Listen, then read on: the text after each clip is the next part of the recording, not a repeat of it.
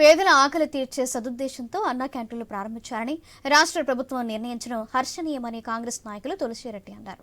వీటిని నగర, పట్టణ ప్రాంతాలకే పరిమితం చేయడం సమంజసం కాదని ప్రభుత్వానికి సూచించారు. గ్రామీణ ప్రాంతాల్లోనే పేదరికం ఎక్కువని, గ్రామీణ పేదల పట్ల వివక్షత చూపడం సమంజసం కాదన్నారు. కావున రాష్ట్ర ప్రభుత్వం గ్రామీణ ప్రాంతాల్లో కూడా అన్నా క్యాంటీన్లను ఏర్పాటు చేయాలని ఆయన కోరారు. పేదల ఆకలి తీర్చే సదుద్దేశంతో రాష్ట్ర ప్రభుత్వం రేపటి నుండి అన్నా క్యాంటీన్లు ప్రారంభించాలని నిర్ణయించడం ఇది చాలా హర్షణీయం. కానీ వీటిని కేవలం నగర ప్రాంతాలకు, పట్టణ ప్రాంతాలకే పరిమితం చేయడం సమంజసం కాదు. పట్టణ, నగర ప్రాంతాలతో పాటు గ్రామీణ ప్రాంతాల్లో కూడా అన్నా క్యాంటీన్లు ప్రారంభించాల్సిన అవసరం ఉంది. ఇక రెండో విషయం, గురుకుల పాఠశాలలు, కళాశాలలు.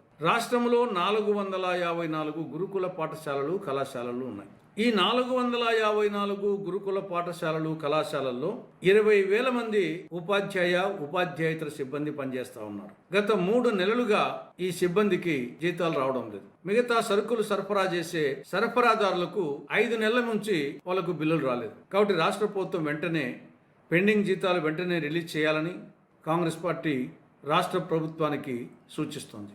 పేదల ఆకలి తీర్చే సదుద్దేశంతో రాష్ట్ర ప్రభుత్వం రేపటి నుండి అన్నా క్యాంటీన్లు ప్రారంభించాలని నిర్ణయించడం ఇది చాలా హర్షణీయం. కానీ వీటిని కేవలం నగర ప్రాంతాలకు, పట్టణ ప్రాంతాలకే పరిమితం చేయడం సమంజసం కాదు. పట్టణ, నగర ప్రాంతాలతో పాటు గ్రామీణ ప్రాంతాల్లో కూడా అన్నా క్యాంటీన్లు ప్రారంభించాల్సిన అవసరం ఉంది. ఇక